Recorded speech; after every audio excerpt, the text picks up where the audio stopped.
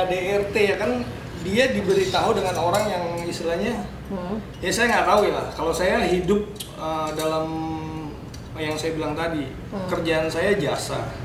Kalau saya banyak bual, banyak bohong, nggak mungkin saya bisa bertahan usaha saya 20 tahun. Tapi hitungannya saya baru nikah 1 tahun, ya kan? Saya anggap ya ini ujian, bengkelnya juga harus pindah tapi nggak tahu kemana gitu kan. Tapi yang saya bilang abis ini saya akan buktikan bengkel saya akan bangkit lagi gitu. Itu. Karena tapi buat saya kalau dia bilang oh ada buktikan, yang berumah tangga kan saya, yang tahu ada rumah tangga bukan orang luar gitu. Ya itu kan hanya cari orang, bebas saya cari pembenaran, tapi kan Allah bisa ngelihat gitu mana yang benar gitu.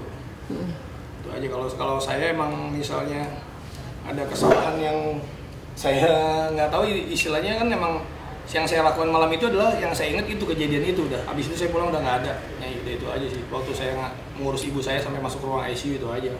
Kan dia juga bilang tadi kan katanya datang ke rumah ibu saya, lihat nggak siap lah. Tahu ke rumah ibu saya, dia lihat ada motor saya, kok nggak masuk, nggak ini. Padahal dia tahu ibu saya baru banget pulang dari rumah sakit itu, baru selesai. Nanti akan kami bukakan di persidangan selanjutnya. Nah itu terserah lah di luar bilang apa, saya maksudnya yang penting yang saya lakukan Allah lihat kok gitu aja. Kalau saya sih tegaskan ya, saya mau ya maaf gitu, namanya saya kan duda dan pernah punya nikah, dari zaman dulu sampai detik ini saya nggak pernah KDRT dengan perempuan. Jadi buat saya ya perempuan itu emang harus dimuliakan sama seperti ibu saya gitu. Jadi prinsipnya seperti itu aja laki-laki gitu. Makanya saya sama anak perempuan saya pun deket gitu. Kalau bicara keras sebenarnya buat saya gini lah, dalam sisi apa gitu. Kalau laki-laki kan pemimpin dalam rumah tangga, nggak ada istri yang jadi pemimpin, benar nggak?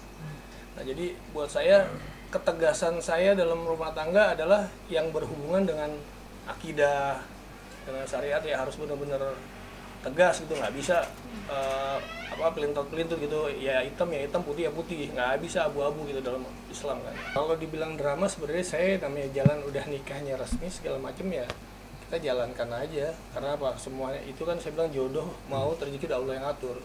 Saya ikhlas untuk jalan itu. Kalau saya sih kan lihat lah, kalau hidupan saya kan emang ya bikers, main di motor kan, pasti butuh kebebasan ya. Kalau dibilang kekang ya bisa lihat lah dalam 1 tahun ini hampir saya nggak pernah main motor kan, di atas motor.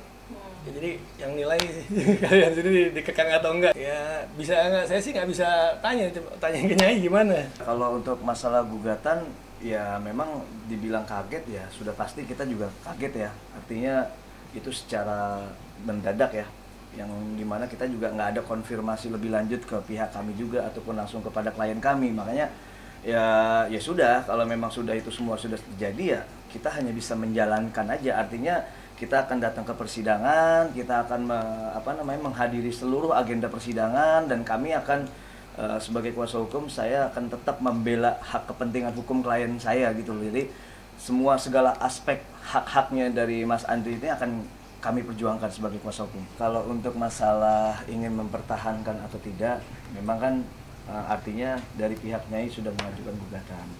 Semua itu memang nantinya akan adanya di putusan majelis ya. Akan ada putusan majelis yang jelas, kita akan tetap berusaha.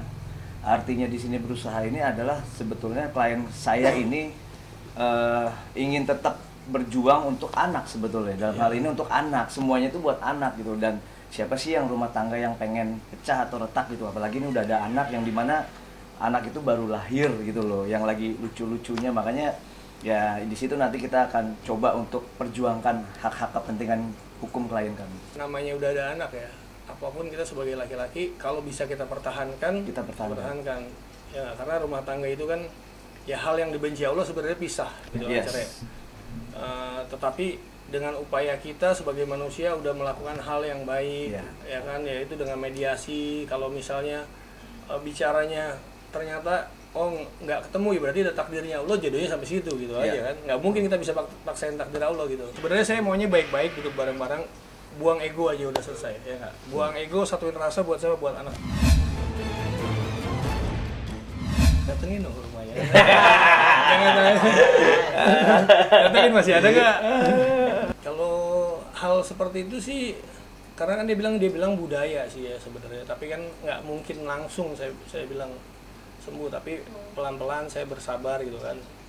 Ya tapi ada batasnya, karena ini bicaranya adalah prinsip akidah, nggak bisa kita, walaupun yang saya bilang tadi, orang dengan iman yang kuat, walaupun dia penjahat ataupun kalau iman yang kuat, tetap dia akan bela agamanya dan dia akan ketauhidannya benar-benar kuat gitu.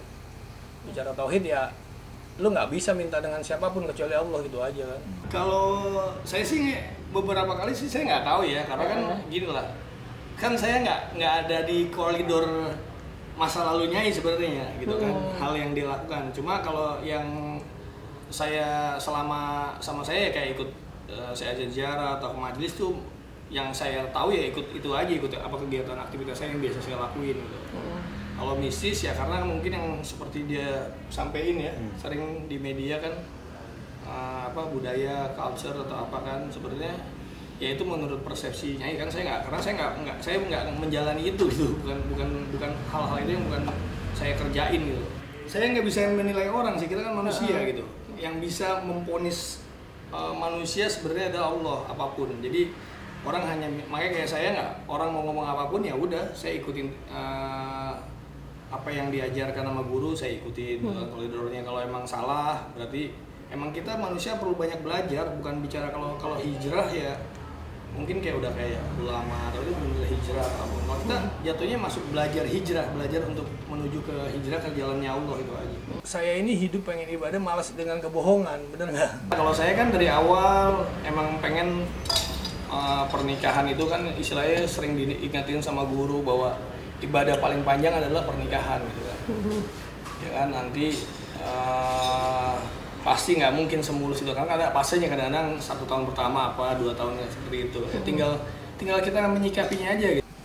Ya itu dia. Sebenarnya saya sih banyak yang belum saya bongkar sih sebenarnya. Tuh saya nggak tahan dalam hal ini adalah karena ya mungkin dunianya selebriti seperti ini kali kan. Cuma kan saya gini, niat lu ketemu gua adalah untuk ibadah. Jadi buat apa sih bual-bual di media? Prinsip sih kadang ya sebenarnya kayak yang saya bilang tadi. Kalau saya tegasnya adalah soal prinsip. Jadi dari pertama pun sering ada kabar burung seperti itu ya karena prinsip. Kalau saya kan makanya kan banyak nyai yang beberapa saya ajak. Sebenarnya saya ajak ngaji atau ketemu guru seperti itu untuk biar sama-sama kita belajar gitu, belajar untuk hijrah. Kalau orang bicara hijrah ya nggak akan bicara soal keramat atau pusaka atau apapun lah, pasti ya bicaranya ya orang hijrah itu ya udah real, buang semua yang berbau mistis atau apa gitu kan, nggak bisa juga gitu. Nah saya makanya kan, tapi kan ini tugas saya sebagai pemimpin, jadi ya udah kalau misalnya nggak bisa ya pelan-pelan ya. Dalam 1 tahun ini mungkin pas udah punya anak saya ngalah karena nanti udah saya bilang ada mungkin berubah kan, namanya perempuan kadang-kadang udah punya anak, dilihat anaknya seperti itu akhirnya dia jauh lebih baik. Harapan saya sebenarnya seperti itu aja. Nggak tahu nggak semuanya seperti itu kok, bener ya saya lihat ya kan semuanya.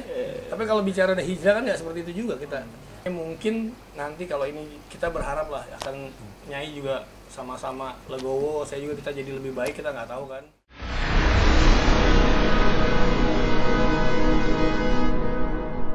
Jadi jangan lupa untuk subscribe Cumi Cumi. Ditekan ya tombol lonceng merahnya.